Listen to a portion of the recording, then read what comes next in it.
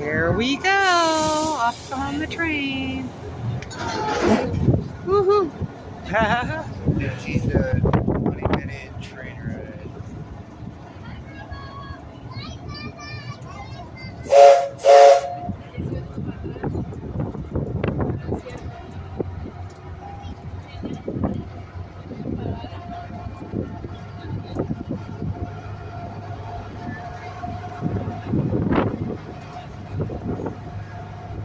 Welcome aboard the Superstition Scenic Railroad. I'm JB. I'll be your tour guide. Now, first, we'll have a look over there to the east. We have the western side of Superstition Mountain across the highway. On this end, it's a little over 5,000 feet above sea level. And geologists agree that the mountain was created when a caldera volcano began erupting 30 million years ago.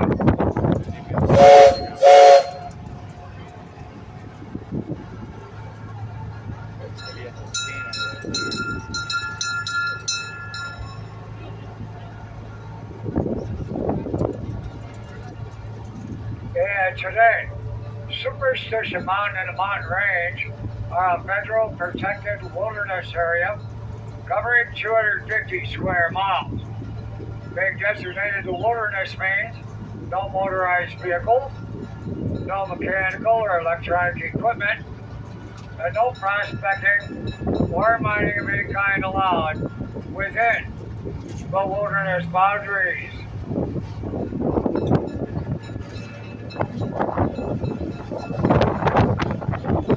And coming up here on the left side of the train, we have some cactus that I'll point out. First, the most recognized cactus in the world today, the giant saguaro. It only grows in the Sonoran Desert, can live up to 250 years. They are between 50 to 100 years old when they start growing. Their first arm. Yeah, we have cholla coming up. Right by the tracks here, we got some staghorn. In the middle, a few buckhorn, some prickly pear, and the taller ones are chainfruit cholla, also called the jumping cactus.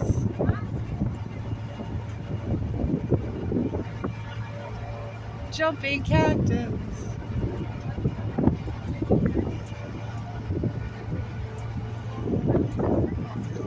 Coming up on the right side, we have the trees with the green mark, the Mountain Hills Palo Verde.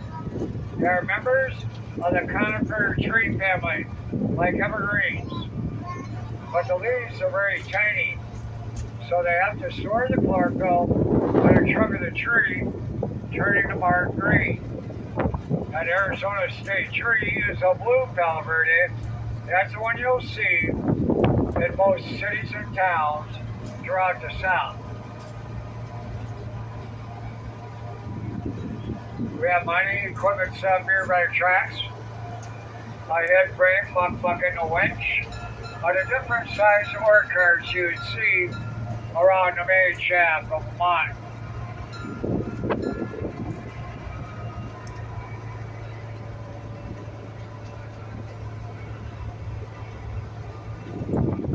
Coming up on the other side of the fence and at the bottom of the hill, we have the old Wasp Gold Mine. Been owned by the same family since 1983. A couple of years later, they got lucky and managed to get $500,000 worth of gold out of that trench at the bottom of the hill. And at that time, gold was $400 an ounce. Now it's $1,800.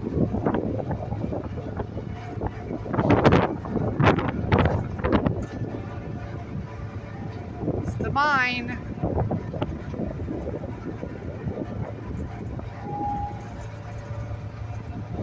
We have a couple of boilers set up between the concrete barriers a few yards down the hill there.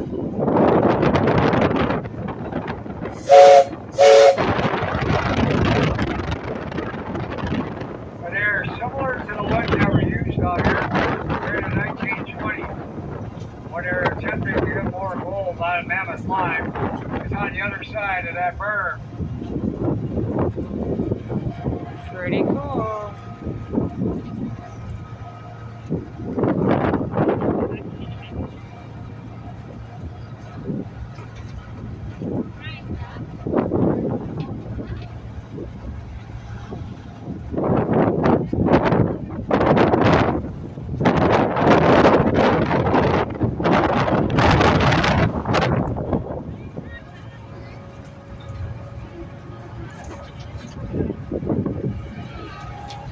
There's Brandon. And a few more gold mines right around there in the desert. Yeah, I see that. Now this old air shaft and that yellow building over there belongs to the Mammoth Gold Mine claim. Back in the 1890s, the Mammoth was the largest and richest mine here in the Goldfield mining district.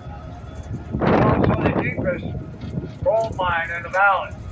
The main shaft is a little over 1,000 feet to the bottom.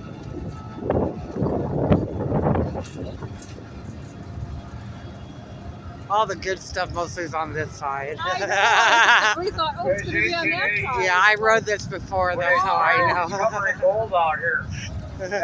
You can come over here, sir. Hey, Sam Morris. You're fine. We're filing the There's first plenty of claim. room.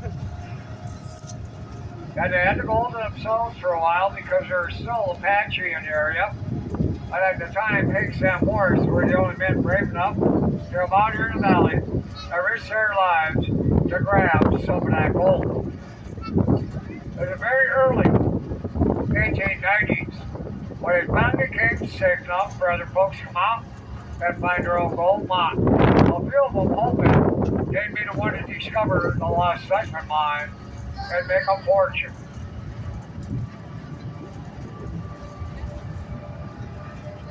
Lots of desert.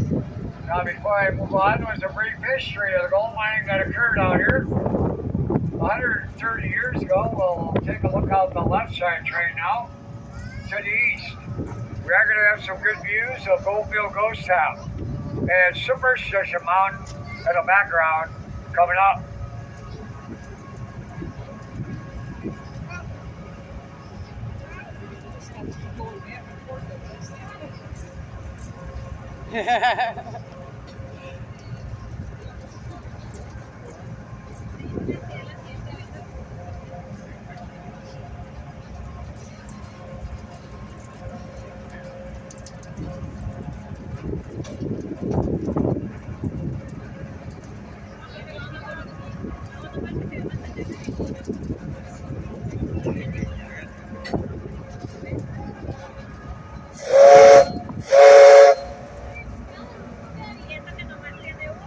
One day back in 1891, Hicks happened to be out here hunting.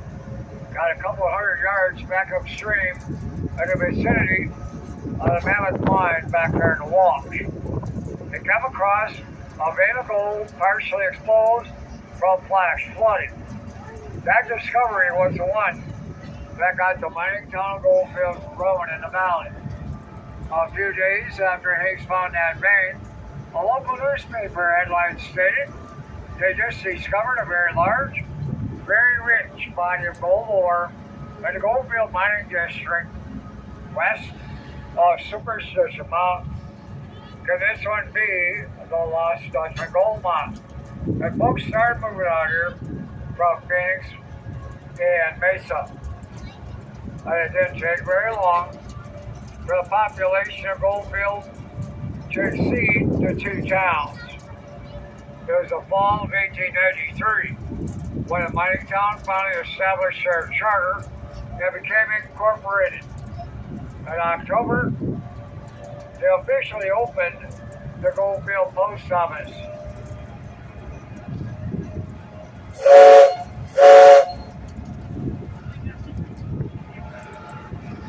Hi, Brandon. Hi.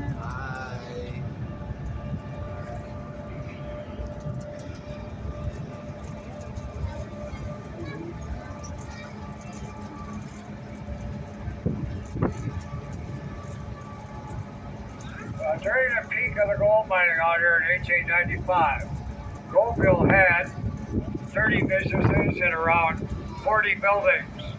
An estimated 1,500 residents all around the valley. 500 of them, gold miners and their families are living out here among the hills and canvas wall tents.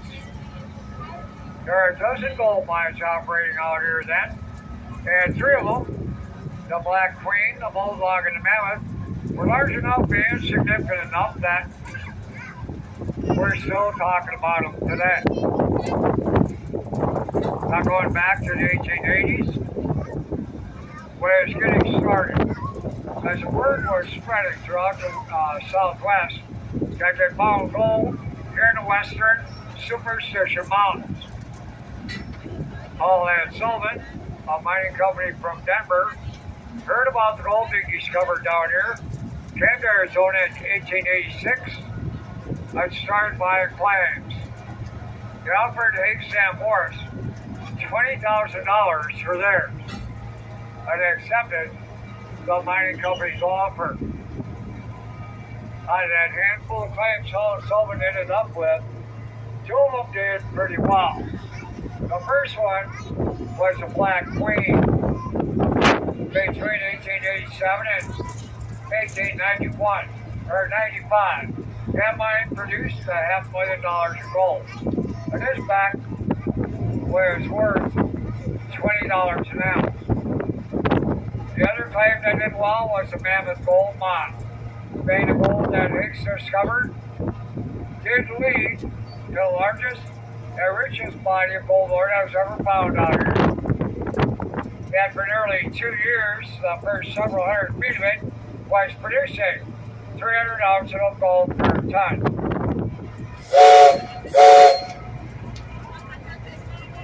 To that mountain. There was a 20-stamp mill set over there at Mammoth Mine to process the ore. Between 1891 and 1898, gold production out of Mammoth Mine was 64,000 ounces. At $20 an ounce, that's $1,200,000 worth. And all the other gold mines here in the valley produced $3 million during that same time period. Now, the other gold mine I mentioned, the Bulldog, was located 1.5 miles west of Goldfield. It's on the east side of that rocky hill back there, with the 2 strange-looking boulders on top of the south end. We mention the Bulldog because a few folks around here believe it was a lost Dutch gold mine because of similarities between the two. Now back to Goldfield, which didn't last very long. 1898, gold out here is running out, the mines were shut down. Now the Mammoth, with a few gold mines still operating out here, were finding veins of low-grade ore. Then the mine owners decided to follow one of the veins farther underground, hoping it would turn into a larger, richer red gold. But this time their luck ran out. What they found was groundwater, and a lot of it, after they cracked into an aquifer flooding the mine. The old pumps they had back then couldn't keep up with the water flowing in. There's an old guy on there. The gold mine shut down. Mining company being broke, backed it up, and went back to Denver. A short time later, when everyone got to Goldfield, the United States Postal Service officially made it a ghost town when it deactivated the post office November 1898. Thank you for riding along. The That's the end. superstition.